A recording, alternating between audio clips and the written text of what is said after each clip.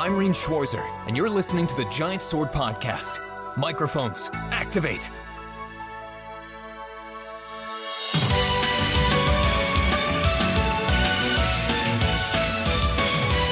Welcome to this week's Giant Sword Podcast. Today I'm your party leader, Taylor Hoyt. Joining my party today is Nick Lynn. Hello, hello. And joining us as our special guest, you know him as Stealth on Twitter. Stealth, thanks for joining us today, man. Hey guys, thanks for having me on. So, yeah, you know what's really funny is I think it's really awesome that we finally got to do a podcast together, because unless there was another Stealth, which I don't think there was, you are a pretty frequent commenter back when I was writing for Blistered Thumbs. I remember your Charizard avatar. Was that you? I don't think that was me. Oh my gosh. Okay. there are many people online pretending to be me, but I don't recall that. Okay. Yeah. Because I do remember there was a Stealth that was a frequent commenter in our comment section, and they had this Charizard avatar, but that's funny. But yeah, so usually when we have new people on, we like to hear about their history of JRPGs. So like, what got you into the genre, and what are some of your favorites? So what got me into it is I had a rather unique story. Is when I was younger, my cousin actually lived in Japan for quite a while, for about 6 years.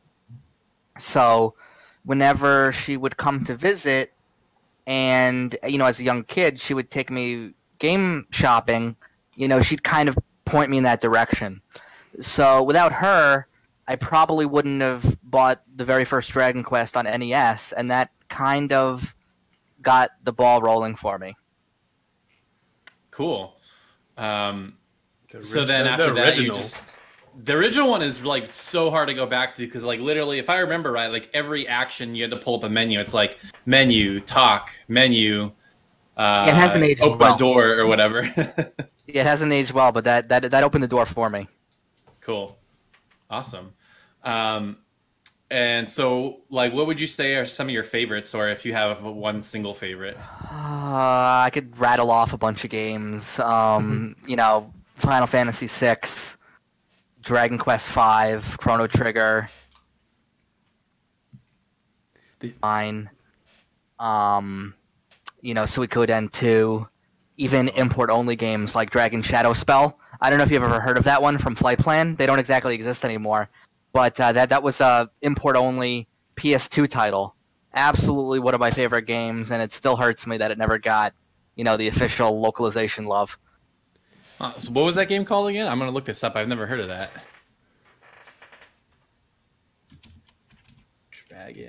Dragon Shadow Spell. Dragon Shadow Spell. It's a strategy RPG, kind of really good sprite work. Yeah, it's just one of my favorites.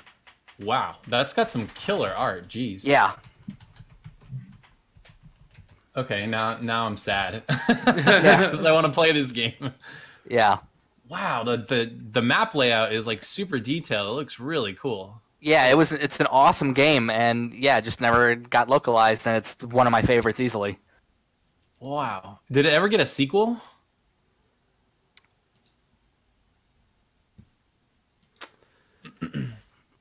Oh yeah, I'm gonna look English. Okay. English patch. Yeah, I gotta wonder. I wonder if there's an English patch out there, or if somebody got like really. I've looked. No, I couldn't find one. I've looked. Okay. But other favorites. I'm a big fan of the Shin Megami Tensei series since the beginning. Had my cousin actually send the first two games on SNES to me. Couldn't those as like collector's boxes for a long time, and then there are very few JRPG series I don't like. Okay. Cool. Sweet. So Nick, you said you have some of the lightning round questions, or you found them? Yeah. Do you want me to do those now? Or do we? I forget. Do we usually save those till the end? Usually or near the end. Usually during the question during the question time, like before we do the user questions. Okay. Cool. Okay. Well, for now then, why don't we get into a little bit little bit of the news.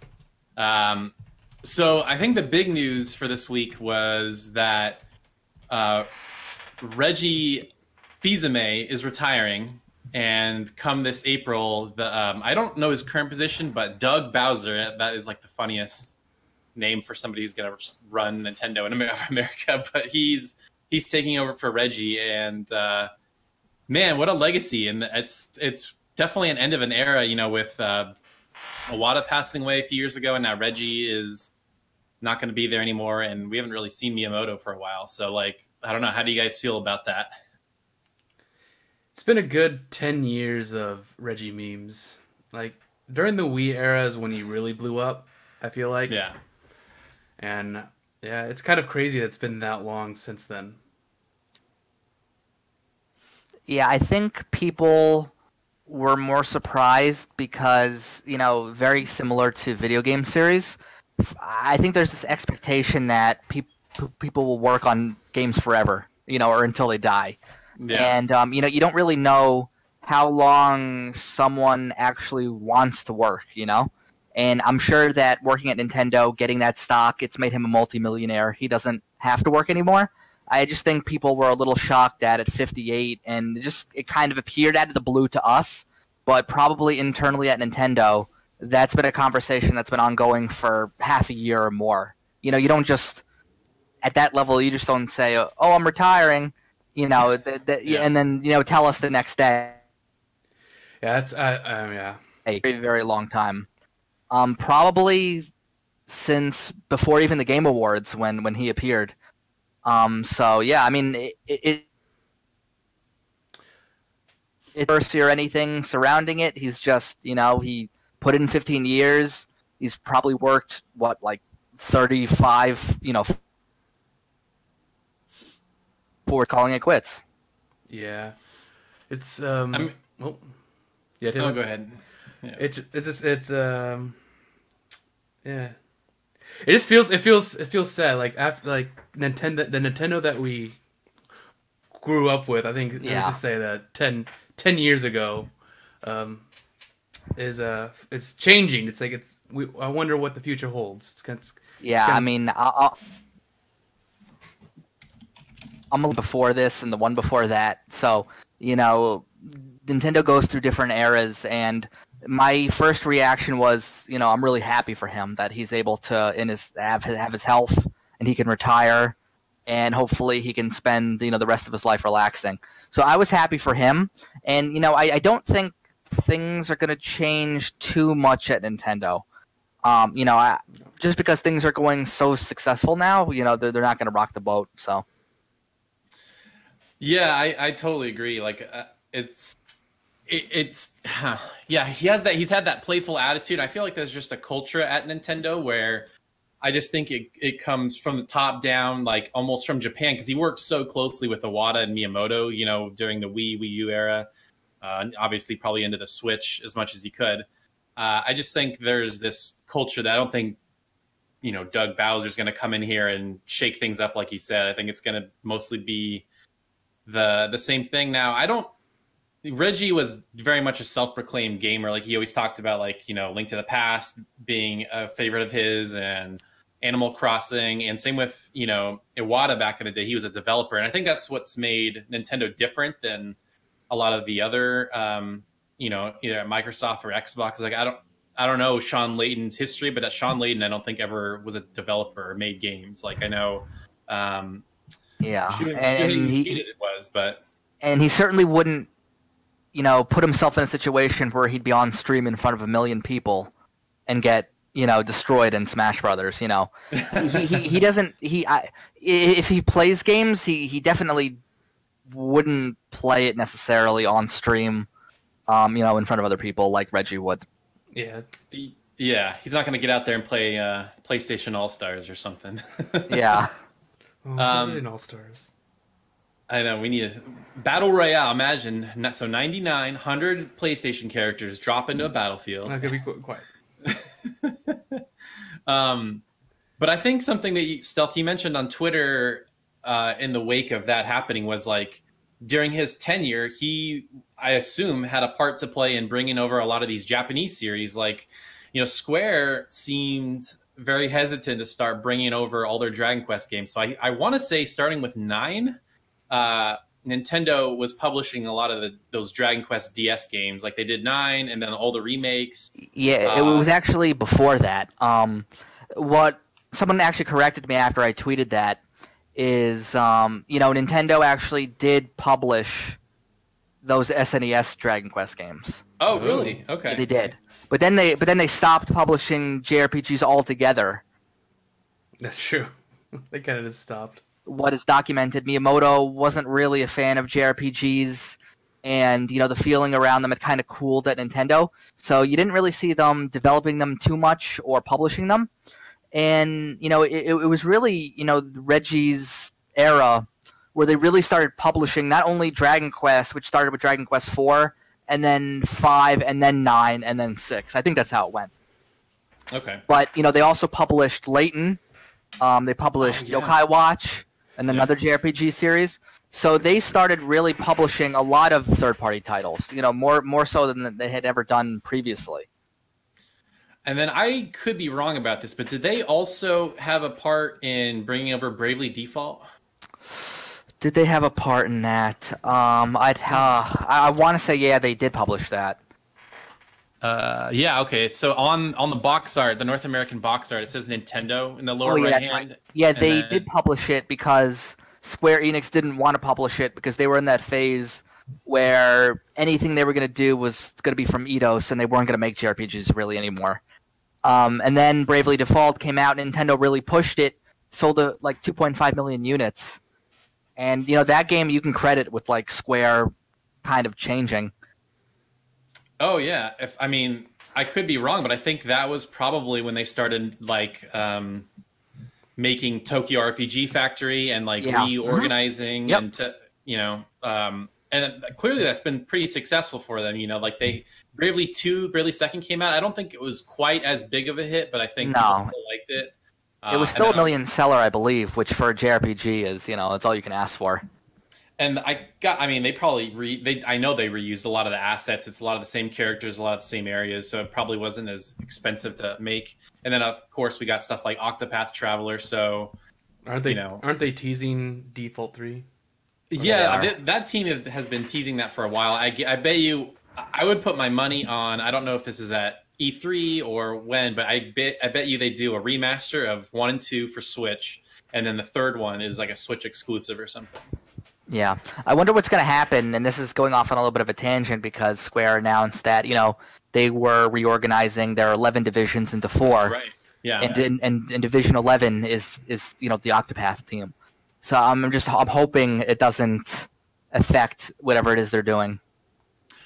Yeah, I wonder if, like you said, I wonder if they're just trying to, because to have 11, there can't be that many games they're working on. Maybe it's like the Final Fantasy 14 team, because a lot of those games, they have like other studios. Like Dragon Quest is made at a studio called Armor Project or something. That's not even like internally at Square. So a lot of those guys, and then Octopath Traveler, I think the developer was Acquire, so they farm out a lot of stuff. So maybe it just made sense for them to consolidate a little bit. But back to Reggie, he like back in the day, he had talked about how he put like over 200 hours in Dragon Quest 9.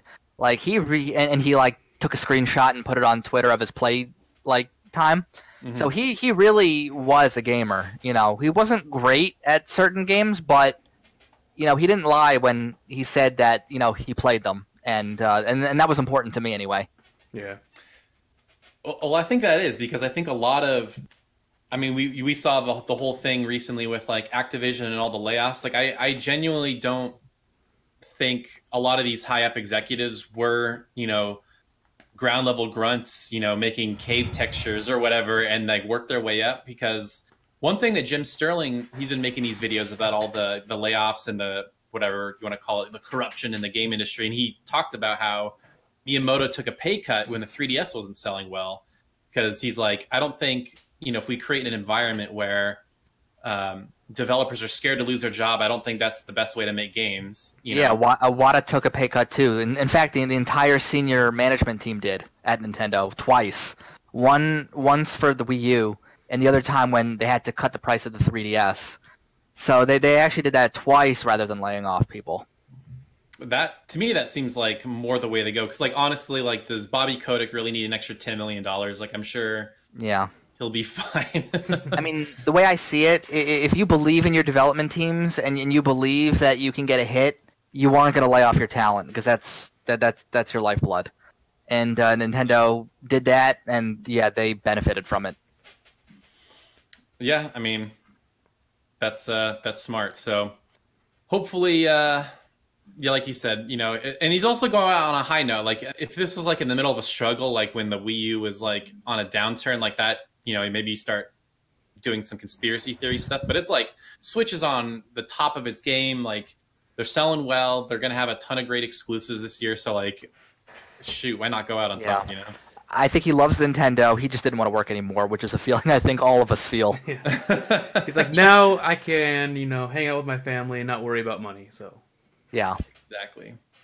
Cool. Well, we wish Reggie the best, and looking forward to the next era of Nintendo. Under Bowser. Under Bowser, that'll be so interesting. I saw this funny picture going around where it showed the picture when he first joined Nintendo. And it's like, oh, thanks for the warm welcome. And then people zoom in on the shelf behind him, and it's got like Mario and Luigi tied up with a GameCube controller or whatever. And you see, that just makes me like him because that means he's self-aware. Oh, with a name like that, you have to be like you just got to lean into that. Like, can you imagine if he walks out on the E3 Direct and he's just in like a Bowser costume, or he's got like a shirt with Bowser on? Like, that's exactly what I said. That's what I'm hoping for. Yeah, you just got to lean into that stuff. Okay, so I mean, we really only have a couple other pieces of news. So this one was interesting. So speaking of Square Enix, apparently they this week they trademarked a collection of mana in Japan, and around the same time they also filed trademarks for Final Fantasy Adventure, Mystic Quest, and Secret of Mana. So this smells like a mana collection. Now I know people had their opinions about the remake and how that went and how it didn't run well and all that stuff, but crashed every time you loaded a new area. Yeah. But so I don't know what this means, but that could be interesting. I just love that Square is kind of digging back into that well of like all these old franchises that they haven't had games for in a while. You know, like they're clear, like we were just talking about, like clearly they're still interested in the classics. So but yeah, what do you think about this, Nick? Do you think there's a collection on the horizon? Maybe there's like, we need more money, let's just do another collection. You think it's as simple as that? They just like, let's just remaster something else? I'm feeling it is, because now that Kingdom Hearts 3 is done, they have Final Fantasy VII Remake, and then we don't know how far away that is, so they need some type of game to release. Yeah, that's interesting. What do you think, Stealth? What do you make of this mana collection? Yeah, so the timing is interesting because next month we have the Chocobo Mystery Dungeon game coming out, and then the month after that we have both Switch Final Fantasy ports coming out, and then eventually we know, the Crystal Chronicles remaster is coming out. So it's about time they kind of talk about some new stuff, and the trademark that got me excited was Collection of Mana. I'm hoping they're localizing the Switch game, so Mana 3 can get an official localization for the first time. That's what I'm hoping it is. If it's just Secret of Mana again or the Vita game, that'd be a little lame to me personally, because I'm really hoping that it's the collection. That would be cool. So I've never played any of the Mana games, but you were saying that the third one has never come to the West? Oh, yeah, the third one was pretty much after, this was during the SNES era when, kind of there were hard stops on gens, and, once the new system came out, boom, you weren't localizing any of the old games anymore. And, Square actually released like 5 or 6 games after Chrono Trigger, or after Super Mario RPG, which was their last official localization. And that was one of those batch of JRPGs that they just didn't localize. That's a bummer. I mean, I feel like we're in this era where like nothing's off limits anymore, because like now that we have the internet, like you were just talking about, like what was this game called? dragon shadow spell. Like if we get enough if something gets enough traction, they will remake it or remaster it or give it a chance or something. So if we got we're dead. I mean, unfortunately, not enough people know that Secret of Mana 3 existed and how good it was. So that's tough. So unfortunately, we have to rely on Square to localize this collection. We got Rune Factory 5. Anything is possible. That's right. That's true. I mean, if we get this game, Tales of Destiny, if we get that localized, anything's on the plate now. Yeah. Well, I mean, so speaking of Rune Factory 4, are you familiar with that series at all, Stealth?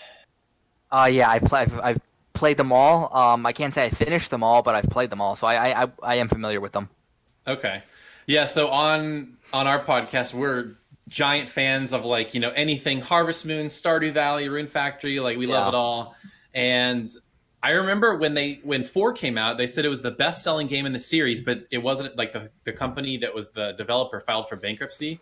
And so when that fifth one got announced, I'm like, how are they making this? Because I thought that studio closed. So I wonder if there's a team internally at Marvelous that's making it or something? Exactly. Marvelous bought the IP, and I believe they're handling that. So okay. I believe they took a lot of the team too. Yeah. Well, that would be nice as long as it's the same people, Yeah. We don't want Harvest Moon all over again, do we? Oh my god, dude! And that Harvest Moon sold amazing on Switch, and they actually said that they're making another one. Really? Yeah. Wow. No offense to that game. If people enjoyed it, great. I wonder if that almost just fed off the success of Stardew Valley in a way. It's possible, yeah. And it's funny because Stardew Valley, it reminds me of what Uncharted and Tomb Raider were doing. That Harvest Moon was popular for so long, and then Stardew Valley comes in. It's no, I'm going to do it better. And then people I think you said this, Nick. Didn't somebody say that Rune Factory 4, when it got shown during the direct, oh, that looks like a Stardew Valley ripoff? We saw that. Yeah, people were calling it Stardew Valley ripoff, and it's are you serious? The game came out several years before Stardew Valley came and out. it's called Rune Factory 4. Yeah. Obviously, there were 3 others before that. Yeah. I mean, I remember the first Rune Factory, I think it was a DS game. It was called Rune Factory Futuristic Harvest Moon or something like that. No, it's a Fantasy Harvest Moon. Fantasy Harvest Moon. You know why? Is because it was published by Natsume. Ah, they wanted to get that name recognition in there. Yeah, so... Yeah, I think that one came to the PS2 as well. Oh, where is it? Oh, the Futuristic Harvest Moon? Yeah, it did. Yeah, it did. That was different. I played it. What's Innocent Life? That's what it's called. Innocent Life. That's what's right. Yeah, Innocent Life. Huh. That was interesting. Yeah. Yeah, I was never a big Harvest Moon guy, but Rune Factory got me in because it had more of the JRPG stuff. Yep. Rune Factory. Yeah, it had some actual combat. I think that was what was nice about Stardew Valley. I mean, that guy was making that game forever, but what was cool about that is whatever you wanted to do, if you liked the fishing, if you just liked building out your farm, if you wanted to do dungeon crawling, I think that mine has 50 floors or something. There's two mines. There are? There's a desert mine as well. Oh, that's right. Yeah, that's right. I forgot about that. I mean, I just thought it's not Rune Factory level, but it's there. Yeah. But I mean, I just think that's what people loved about Stardew Valley, is that whatever you wanted to do, it had all those options in spades, and it gives you a reason to play it twice, because you can either do the hard route where you fill out the community center, or you can just be like, I'm going to work at JoJo and turn this all corporate. But you could Stealth, oh, sorry, go ahead. I mean, you could do that ending in the first day. You just I'm going to work at JoJo. That end. I think you're right, yeah, because you get, if I'm not mistaken, I think you get discounts on items or something like that. So it's kind of to your benefit. But Stealth, are you big into Stardew Valley, or did you play Stardew Valley at all? I've never played it. You never played Stardew Valley? Wow. I've watched a lot of it, so it's not like I don't know anything about it. I've watched a ton of it. It's just not a game I've played, and not because it doesn't look interesting to me. I just haven't had the time. It's certainly like it's terms of time investment, it's on par with any JRPG. Like I'm trying to think of, I probably put like 70 hours into my PC version, and I probably put 15 on Switch, and I'm nowhere on my Switch file. But And I'm just thinking of the music. It's good music. Yeah, that game's got great music. That's the crazy thing too. That guy did all the music himself. He did the music, he did everything. He did all by himself. That's insane. And now he's a multimillionaire. I just remember when we found it, this little niche indie project. We're like, oh look, it's gonna be a multiplayer Harvest Moon. That's sick. And then it just explodes. Yeah, I did not ever anticipate that. If you were to ask me if that was going to be the biggest game, the indie darling that year, I would have told you you're crazy. I mean, that's kind of it for news. I know, Nick, you said that we talked about Ys 8 last week. Ys 9, yeah. Or Ys 9, excuse me, yeah. So yeah, let's just talk about what we've been playing. Stealth, what you been playing lately? Anything good on that there Switch or anything else that's been catching your eye lately? I've been playing Tales of Vesperia Definitive Edition. That's the game I started last weekend, and I'm knee deep in it, and I really like it. So that's the one game I'm playing. Is that the first time you've played it? It's the second time, but it's been such a long time that basically could be blind in most aspects. Yeah, especially with all the added content. Yeah. So I know they added the pirate girl, but what else is new besides that? They added 2 new characters, new costumes. I think they added some new bosses. New story stuff, new side quests. Port stuff. Yeah. It's just think about it and as some new skits and, It's the complete edition. Like, the Xbox 360 version was like a beta. This is the actual version that, was supposed to come out. Cool. We've been talking about, speaking of Tales, we've been talking about what that series needs. It kind of needs a revamp, and we haven't had one in a while because Berseria came out in 2017 in the West, and I think 2018 in Japan. So they're like, they're due. 2018 in Japan? Berseria? 2018. Berseria didn't come out in 2018. You said 2018. No, I said 2017 or 2016 is what I meant. There you go. I was like, what? I think I don't know. The Japan version came out after the US version? No, 2016. Sorry. So having played Vesperia, sorry. What do you think they can take from that, or whatever, or like what do you hope that whatever they do next? What are you hoping from the next Tales game? Well, the reason why there's been such a long time is because like the head of the studio, the Tales studio, went to Square Enix. So he left, and the team kind of disintegrated a little bit. Really they just need a good story, good battle system, and don't try and stretch yourself too much with it. I'd like to see the game on PS4 and Switch. I think that would be a smart idea. It really hurt them making the series, PlayStation exclusive, not in the sense that, the games were bad, but, they didn't reach the audience that they needed to, I think. And, Tales of Vesperia actually charted on the NPD charts, so hopefully that will show them that the series should be multi-platform. Mm-hmm.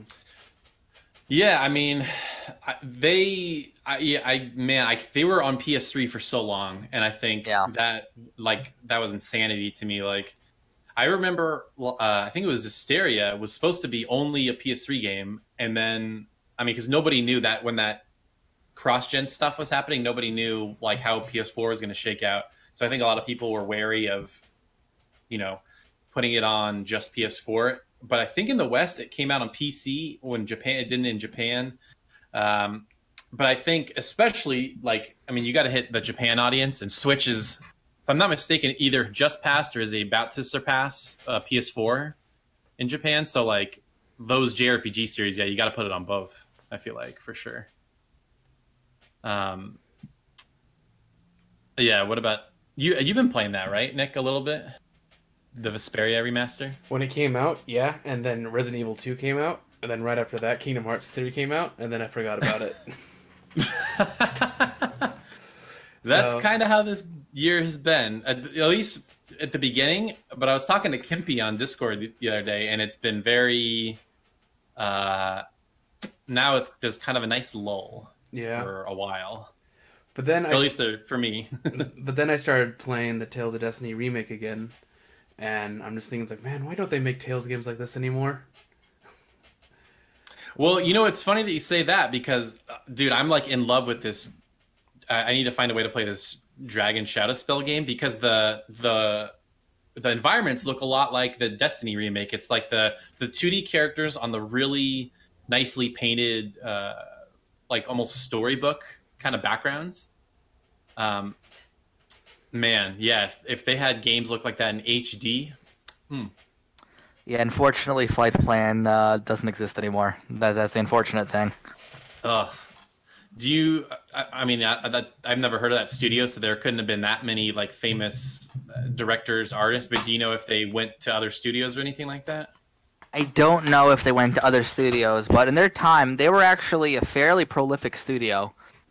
They did the Summon Night games. Oh yeah. So yeah, but unfortunately, they just made a few bad decisions, and you know it only takes a few to close up shop, unfortunately. Yeah, that's the bummer part about the gaming industry. It's kind of all or nothing every single time, which sucks because because man, you know, I'm sitting here looking at this character art and it looks really familiar. Like whoever did the illustrated by Takano Hironori. I wonder if that guy ended up working on some other smaller JRPG series or something, because this all looks really like it evokes like other series, and I can't put my finger on any one, but just the art, not the in-game stuff. I mean, I feel like the in-game stuff sort of all bleeds together. It almost looks like Disgaea in some ways, or just other 2D sprite games of that era, but you're right. It does look familiar. But the character portrait stuff and like the cover art, like all the story segments, that I can't put my finger on what that looks like, but yeah, it looks pretty familiar. Cool. So Vesperia, have you been playing anything else, Stealth, besides the Vesperia remaster? I've been playing a little Wargroove, a little Tetris 99, but Vesperia is what's taking the bulk of my time right now. So tell me about Wargroove, because I never played Advance Wars back in the day. I basically stopped following Nintendo at like N64. I had a GameCube, but I basically bought it for the Resident Evil remake, and like that's all I played on it. And I didn't own a Wii or any of the handhelds post Game Boy up until 3DS, so I really missed that series. But Wargroove seems to like evoke that in a pretty like obvious way. So like how has that game been for you? It's a very, very good game, but it's also a very, very, very hard game. So I've put it down because the developers have already said that they're going to do a quality of life patch where they're going to implement checkpoints in the maps, because some of the missions can take like an hour. And, they don't have checkpoints yet. They're going to adjust the difficulty of the campaign, so I'm going to wait for that until I go back in. But yeah, it's basically Advance Wars, just at a different setting. So missions take an hour? What does that sound like? Sounds like Valkyria Chronicles. That's what it sounds like. Sounds like Project Crosszone or Namco Cross Cap. Oh my god, dude. Oh my god. It's like, oh yeah, I just beat the level. Oh no, I just summoned about 30 more enemies. Now kill them. Every mission was like that. Those like that game on paper should have been the coolest game of all time, but it is just so tedious, and there's like no variety in the levels. Like you just like, all right, well, I got Mega Man and Dante and Ryu and all these people I don't know because they're all Japan exclusive characters, but like you just go into the battle, you run up to them, you hit, and you do the combos, and it was just so. At some point, the game was just so brainless. But those games should have been amazing. But alas. I'm amazed it got a sequel. I think it sold just on the premise alone, frankly. I'm like, dude, there's all these characters, so awesome. And they're like, oh, I might as well do another one. I didn't play the second one. I didn't buy the second one just because I'm sure it was just more of the same. But that's cool. No, that's good to know. And you're usually pretty good about posting updates, Stealth. So I think I'm going to follow you. I want to play Wargroove. I'm playing Ys Origin right now, but I think after that I want to boot that up because it's only $20 too. Like $20 for like I don't know how long the game is, like 12, 15 hours, something like that. Yeah, I think it's something. Actually, I think it's something like 20, 25 hours because not only is there a campaign, but there's an arcade mode and a puzzle mode. So there's a lot of stuff to do. Oh wow. Okay, I didn't even know that. Shoot. But yeah, that's the at first I thought Chucklefish just published it, but they developed it, right? And those are the guys that did Starbound. Yep, that's internal. Yeah. Okay. Because they're not developing this either, I don't think. But there is that Magic School game that they're in collaboration with. Have you seen that? Yeah, I think they are developing that. Oh, are they? Okay. They're They're a publisher as well. So what they're publishing, I forget the title now, but there was a game they showed in that last indie video, where it was kind of like a dark sprite look. I don't really remember what it is, but they're publishing that for somebody else. Isn't there Risk of Rain 2? Risk of Rain 2. Let me see. I mean, it's coming. I don't know if they're publishing that, but it wouldn't surprise me. Okay, so that game was called Witchbrook, that Magic School game. Oh my god. I don't know what it's going to be like. I don't know if it's basically just Little Witch Academia or whatever, but god, the pixel art is like freaking gorgeous, and man, can you imagine like Persona but with Harry Potter? I mean, that's what I'm hoping this game is. Instead of a normal high school setting, it's like Magic School. Yeah, that'd be awesome. Cool. So, speaking of Tales and whatnot, Nick, you said you're playing Tales of Destiny. What else you've been playing? So I got Tales of Destiny. I've been playing I've just finished Rune Factory 3. I got married, and that's pretty much the end of the game and for 3. And then I was thinking about starting 2 again. I was looking at it and I'm like, I should start 2 again, even though I have a file. And I started 2 again, just today. I just started playing again, and I started walking around. I'm like, oh my gosh, this is very stiff compared to 3 and 4. Mm-hmm. But I'm used to it's fun. I mean, it's gonna be fun to play. It might be annoying that you can't put things on the ground anymore, because I remember I accidentally threw a flower on the ground and it counted as litter, and everyone disliked me for that. And I'm like, no, I didn't mean to do that. Oops. And then other than that, I need to start Jade Cocoon 2 because Sean Chiplock challenged me, and I haven't done that yet. And I need, and then of course this turn your brain off game, Tetris 99 and Apex Legends. Nice. So that's the usual. But yeah, I played Tales of Destiny for 5 hours yesterday, 4 hours. Mm-hmm. Yeah. And I was just like, oh man, I want more of this game. I want to play it in English. And I was having a revelation because Asian Sensation was there. And he was translating, he started translating he was Romanizing all the Japanese. And I could get the basics from the Romanization. And I'm like, oh, okay, I know what that is. I know what that is. I know what that is. So I started to be able to customize my characters way better because I knew what the items were doing. And that was fun. That was very fun because I started putting stuff on a chart, and I was looking at what I could build, and I was like, oh, I could do this. I could do this thing where whenever Ophelia kills an enemy, she gains health back, so therefore she'll never die because she kills everything. So it's that was fun. It was very fun. It would be even more fun if it was in English and on the PS4. I think it might happen, man. I know people were talking about a Zillia collection. I'm like, I don't really know if those games are as beloved or asked for as, because there's so, like you said, these are Tales games that we don't have. We don't have the actual Tales of Destiny 2. I know that's Eternia. Yep. And we never got the remake. So I think those in a collection would be awesome. It's Tales of Destiny Chronicles. That's right. I mean, it's highly suspicious that it's highly. I hope it's coming because there was a fan translation that was like being made for like 8 years, right?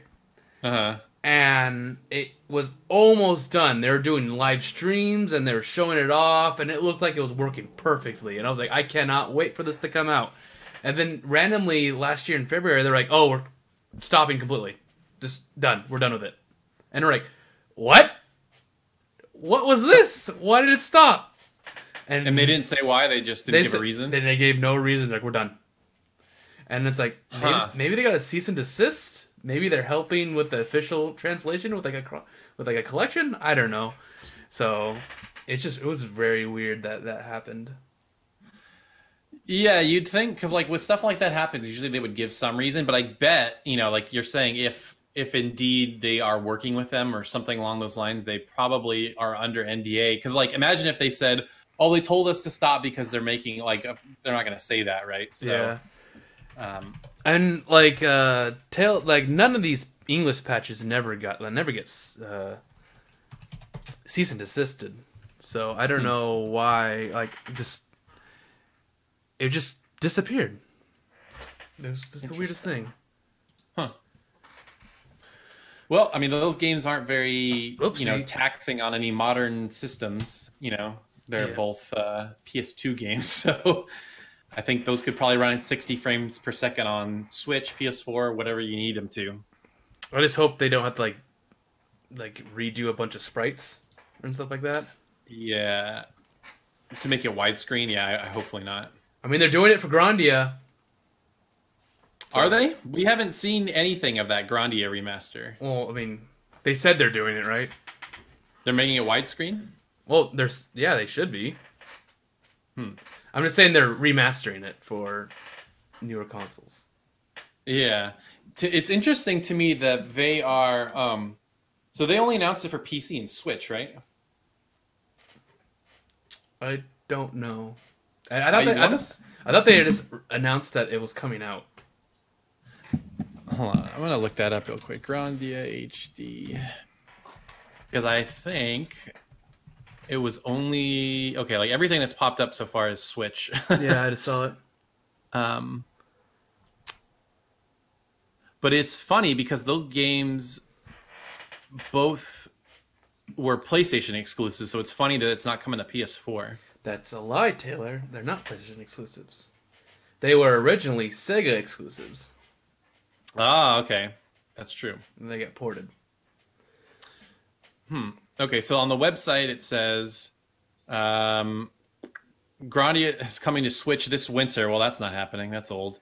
Grandia 2 HD Remaster are both heading to Nintendo's hybrid handheld. In addition to the Switch release, HD Remaster will also be coming to Steam, joining... Okay, because Grandia 2 is already on there. Yeah. Interesting. Huh. Stealth, are you familiar with the Grandia series at all? I actually like the Grandia series a lot. And, yeah, I don't know why they announced it, got everyone excited that they would see it. They never showed it, or they never showed it publicly. Yeah, that was confusing. And was at the end of January, they tweeted we know grow it. So I don't know what's going on there. Yeah, because I'm looking at this press release and it was from August of last year, and they said it'll be out this winter. So yeah, it's a remaster. It's not like they're making a new game or something, or they're remaking it. So I can't imagine what the holdup is. Probably remastering it. Well, I don't know. Like, if you're confident enough to give a release window, I don't know. I worked in game development for a little while, but you're essentially up-resing, redoing textures. That doesn't take as much work as completely remaking or building a game from scratch. So I don't know what the deal is. I don't know if they're saving. Here's my secret hope. I'm wondering if they're holding off because they want to announce it alongside a new game, maybe. Like, here's the remaster collection. Also, Grandia 5 is coming or something. Grandia 5. Grandia Extreme 2. No! I think some people played either Grandia 2 or Grandia 1 at PAX or whatever, and like behind closed doors, and they said that it was like really laggy and wasn't running well. So I think that's why. Okay. Trying to polish it up. How do we get on Grandia? I have no idea. I have no idea. It's we were talking about classic JRPGs, and then maybe you said something about Grandia. I don't know. That's one of my favorite series. Just Grandia 1 and 2, and like the first half of 3, and then it's all you need to play. I recommend. And Extreme doesn't exist. Yeah. It's I mean, you get Grandia 1 right now if you have a PS3 or a Vita. Or PSP. Sure. So, yeah. If you want to play it portable, you are able to easily. Well, either way, I'm looking forward to that whenever that comes out. By the way, I know we were talking about this earlier, that other Chucklefish game we were trying to think of, it's called Eastward. And it's like this little girl who looks like the character from A Sister's All You Need with the white hair. It looks exactly like her. And then some hipster with like a vest. But man, the pixel art is top tier, man. Holy cow. What's it called? Eastward? It's like it's called Eastward. Yeah, and it's like this action RPG almost. I see it. Like a hack and slash. Yeah. Man, that pixel art is something else. Oh, this isn't the one that's like it's not a Metroid clone. Okay, yeah. Yeah. Cool. Well, been playing anything else besides all that? Nope. Work is killer, so. Yeah. So you need those turn off your brain kind of games when you come home, right? Yeah. And I don't want to like get like too involved with anime, so I've watched Tsukigeki again. It's such a good show. I watched it, and then now I've started it again because it's just like, it's like turn my brain off anime now. Just put it on in the background, and I'll fall asleep to it. So, I don't know why I keep doing that. I'm a bad person. Nice. Because there's so many series that I need to start, and I just don't want to get into them because I know I'll be staying up late and binging it and not doing anything. That'll happen. Cool. Well, I've been playing a couple new things. Well, one new thing, and then I finally finished Dragon Quest XI. I'm sorry. I'm sorry. You're sorry? Why? Because a definitive edition was announced. So here's the thing with the definitive edition. It's gonna have a lot of extra content. I don't know what those extra stories are gonna be on the Switch version. The only thing I wanted from that definitive version is the orchestrated music, because boy, do some moments just not hit when it's like that goofy MIDI, like when it's like this epic battle, but the music, it's like, like this sets a totally different tone. Like, ugh, I hate it. But other than that, yeah, I beat it, and there was like 10 hours of post game, so I did all these fun side quests. I thought you ended. Oh, I mean the game. It's weird. Like the ending kind of falls flat the first time. I'm like, this is a really weird ending. It doesn't seem like as magnificent as a JRPG ending usually is. You know, everybody's like, oh, this is so awesome! Yeah, we saved the world, whatever. And I'm like, this feels so dull. And then you boot up and the game just keeps going. I'm like, oh, okay, this makes more sense. And then when you finally get the real ending, it's like, oh, okay, this is better. Yeah. They have the nice CG cutscene, and it's just more epic and stuff. So they Tokyo Xanadu'd it.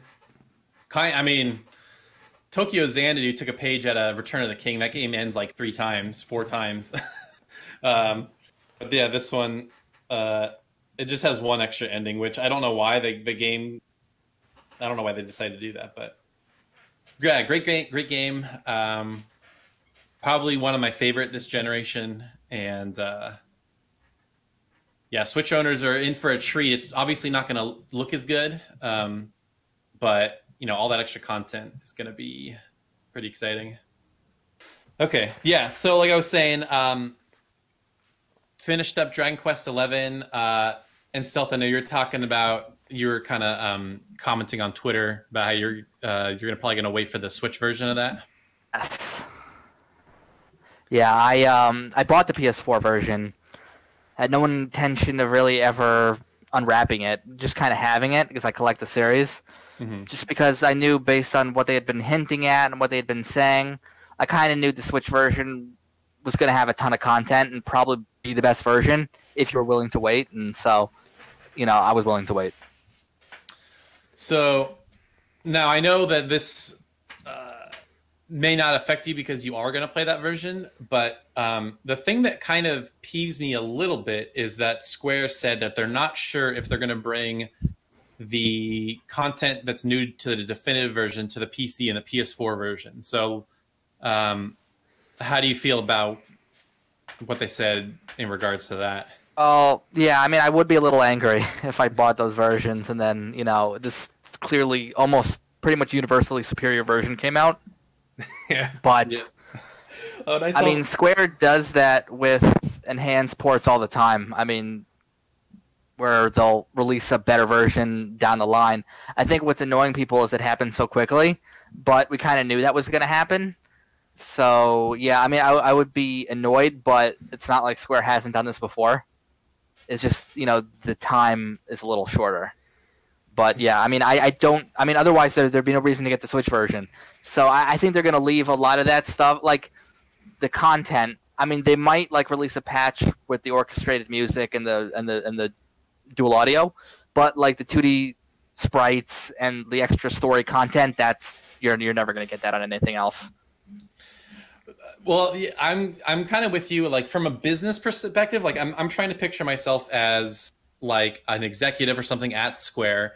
Like from a business sense, that makes sense, right? Like as you said, why would you pick the Switch version up if it's the exact same game? I guess the portability aspect is nice, but here's what I would do if I wanted to try to keep the goodwill of the community. Like you said, add the orchestrated music because I feel like that's the biggest sticking point to everybody that played the PS4 version. There wasn't Japanese VO in the original release in Japan. There was no VO at all. So I don't really know if the Japanese VO is the biggest problem.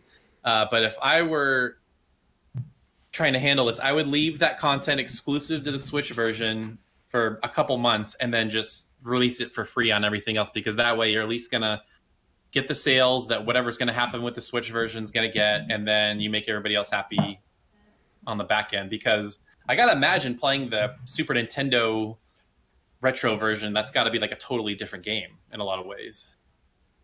I mean, yeah, it's probably playing it very differently. I mean, we've seen the overworld map and we've seen the battles, but how are they going to do those cutscenes? Are they going to be just text? We haven't really seen that yet. So yeah, I would think that's a completely different experience. And what's interesting is they had that in parallel with the 3DS version, but the Switch version is bigger than the 3D. The Switch version is the PS4 version. So Right. So did they adjust the 2D map to make it bigger? That's kind of what I was wondering, is how much work did they do to that to make that fit? If I recall, the 3DS version, the 2D version, kind of looks like a 16-bit game, right? When I saw in the definitive edition, it looks like an 8-bit game. Did they change it? No, it's the same thing. That is 18-bit. Yeah, it's the same thing. The same thing, okay. It's the exact same look. All right. Yeah, it would almost be cool. I know this is probably never going to happen either, but it would have been cool to also get just the 3DS version, that, whatever you call it, it looking like Dragon Quest 9 type of thing. But yeah, I'm just looking at some of the screenshots now, and man, it's cool they're doing that. That's neat. But yeah, that'll come out this fall. Yeah, so been playing that, and then I was playing Ys Origin. You played a little bit of that, right, Nick? Yeah, I beat the character you're playing with right now. Okay. Unica, I think her name is. Yep. She's got an axe. I mean, that is just like straight up the Oath and Velgana engine. It's like the same art style, the same everything, and it's just fun hack and slash. It's awesome. So played a couple hours of that. Been really enjoying it. I want to play through all 3 of the characters because the claw guide that Crafty was talking about seemed like the most fun character because they show it in the trailer. But are you gonna play with all 4 characters? Oh, so isn't the 4th one only available in like a boss rush mode or something like that, or can you play them in the campaign itself? I have no idea. I just know that you could play as Adol, but okay, but Adol's not technically alive at that time period, so yeah. So that like, how would you do a story for that? Mm-hmm. Doesn't make a lot of sense. But yeah, that's been fun. And then like you said, just kind of got some turn off my brain games. Been playing a lot of Tetris 99 for sure. And I told you this stuff, but I have an update that I haven't really said. So as people might recall, I got Atelier Maruru on Switch over Christmas break. And then I got to this point in the game where the game won't stop crashing at this one spot every single time. It happened like 4 times in a row. And then I can't play anymore. So I just was pissed and I left it. And then when you were doing that giveaway stealth, I was like, let me get your contact. And so I was talking to him and they patched it apparently. And so I tried replaying it because I was going to capture a video for it and they fixed it. And now I'm just like, I don't even know if I want to play now. After all that, because it had been, I mean, it's February. It was like 2 months ago that I bought it. So it works now. And I don't know about the other versions, but at least they fixed Maru. But so I know you did that giveaway stealth. Have you actually played any of those Atelier games before?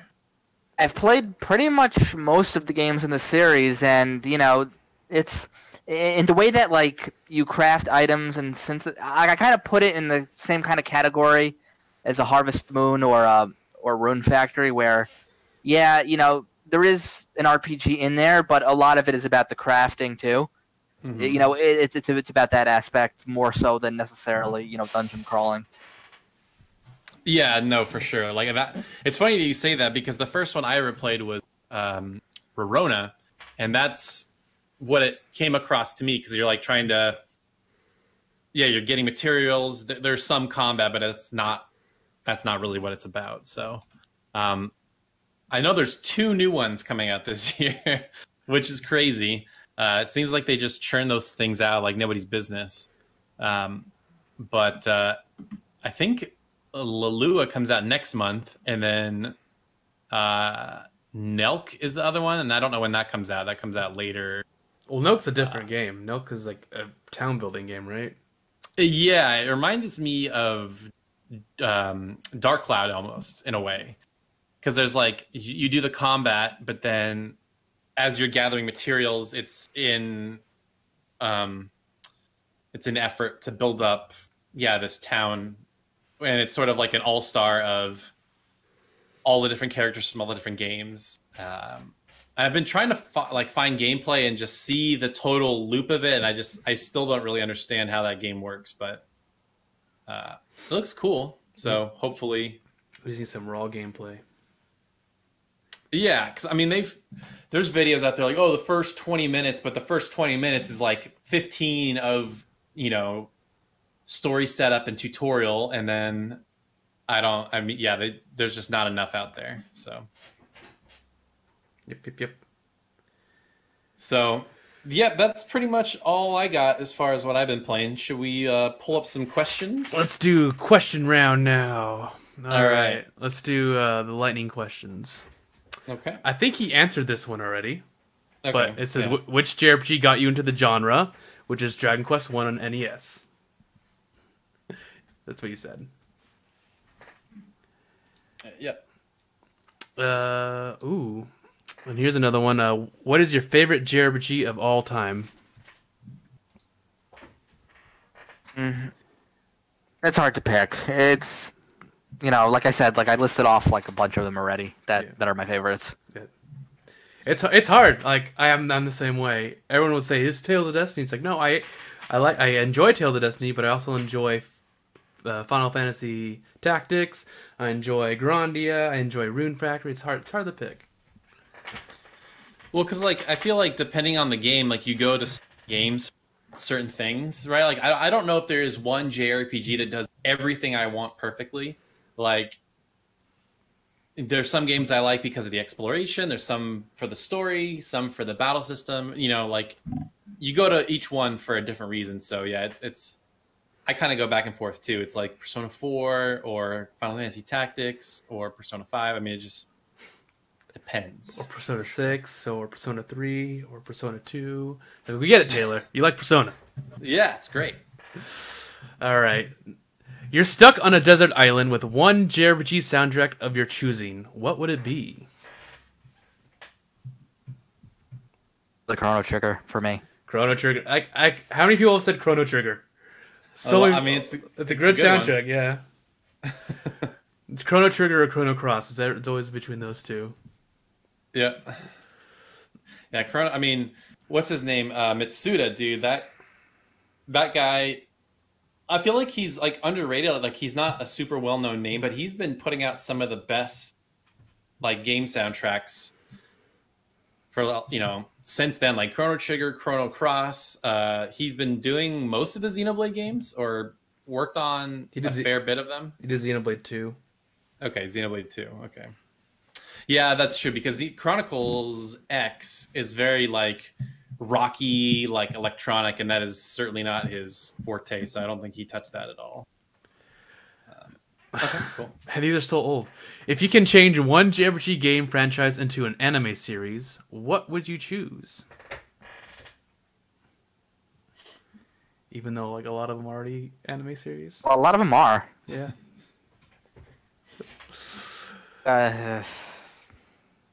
What is it, Dragon Quest? But they're making a movie of Dragon Quest V. But that would be the one I'd want, like a full like series. That'd be the one I want.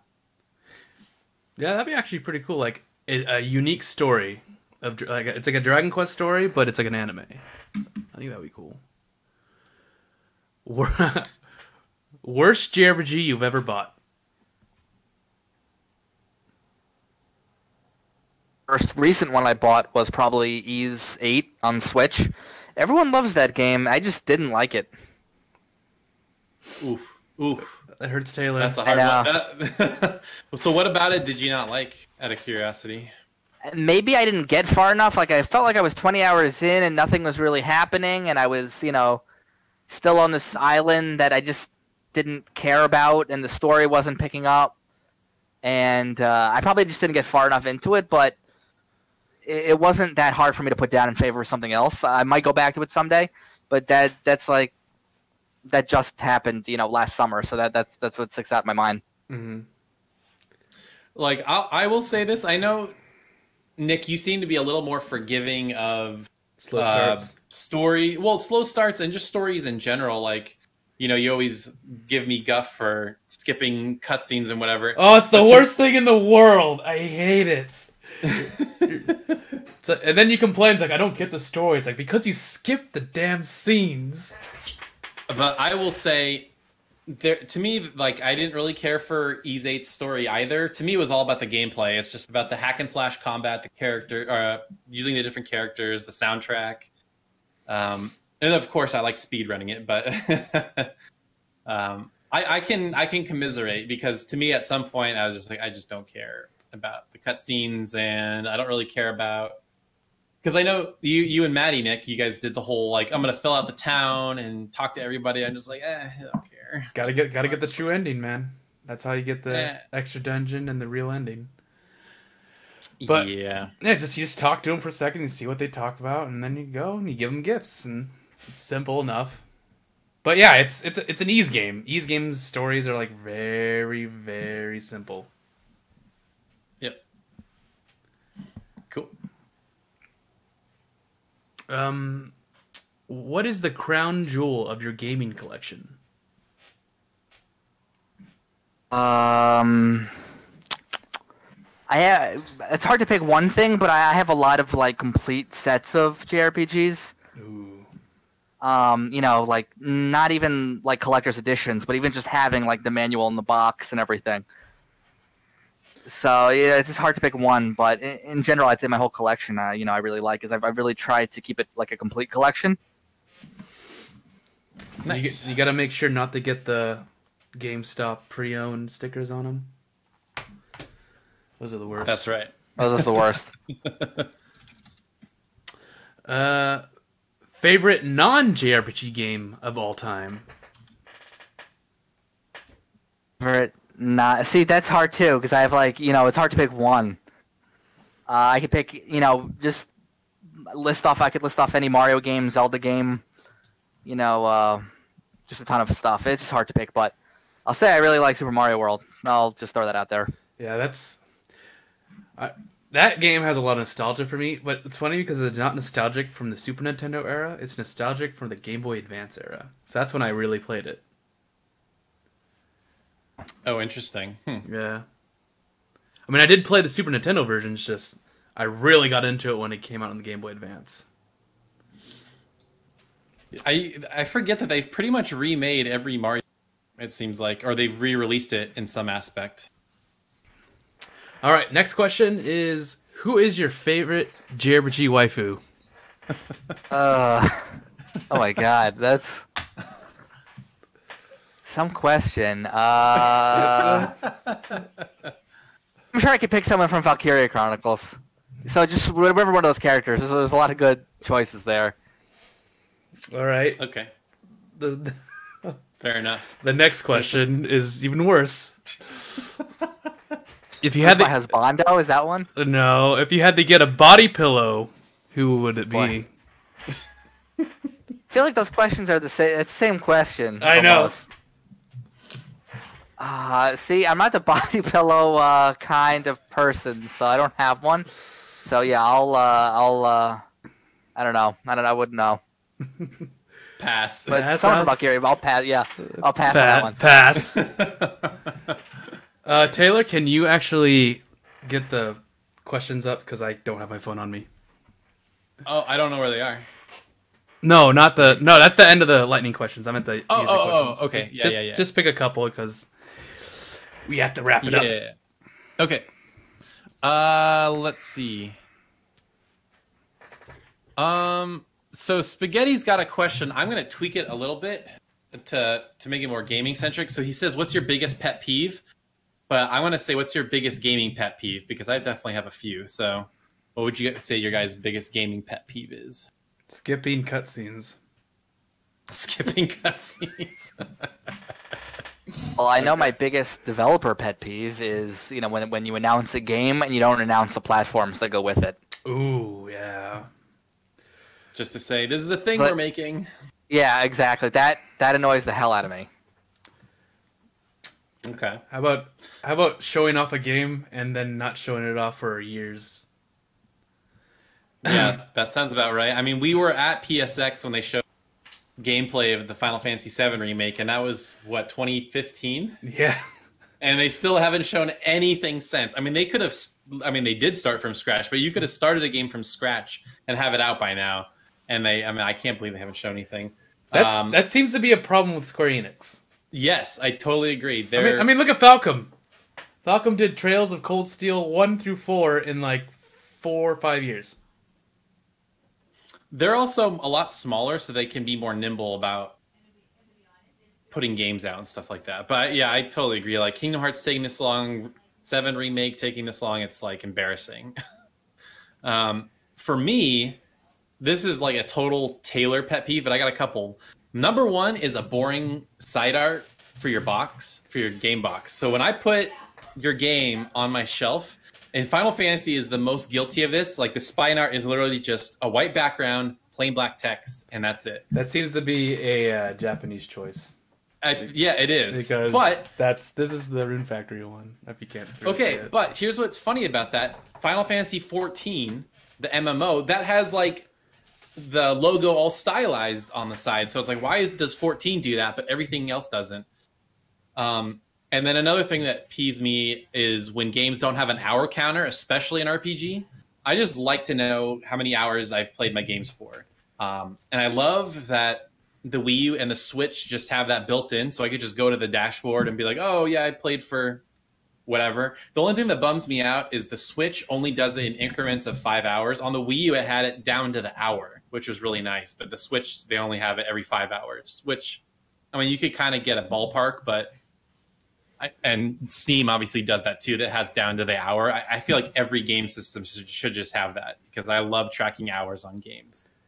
Well, apparently PlayStation has the means, because they had that whole like what you did this year. Yeah.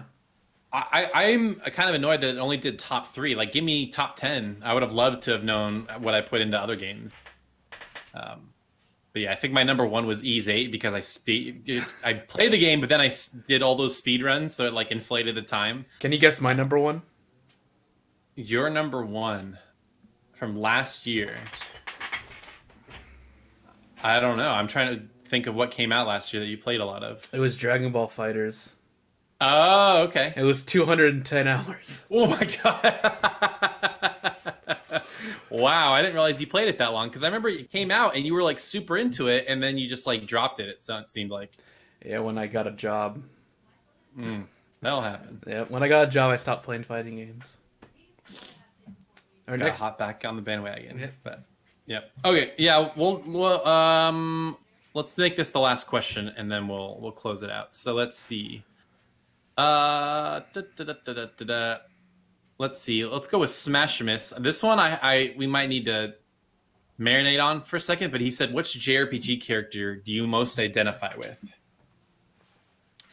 And I'll let you guys think about it, because for me, it was, and this is weird because it's a girl, but I identified with Makoto a lot from Persona 5, because her whole thing was that, you know, her sister is this like prim and proper, you know, police detective, and so she was like, oh, I have to be this way, I have to be like student council, and I have to be all prim and proper and all this stuff, and there was a lot of pressure on her family. But then when she gets her persona, she's like, no, I'm going to be a badass and I'm going to do what I want, even though the rest of her social link is not that. But in that one moment, I felt like that because having moved from California to the East Coast, I felt that same type of thing where like I felt like my family expected a certain, like me to be a certain way, and I didn't always feel like I wanted to be like that. And so especially when she summons her persona, I just felt like I could relate to that a lot. So that's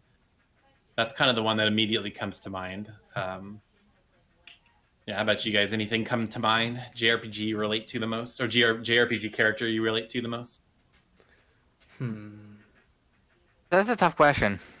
It is, yeah. I can relate to a bunch of anime characters. The closest one that I would relate to is Ko from Tokyo Xanadu. Poe? Ko, the main character. Oh, Ko. Okay, I was like, who's Poe?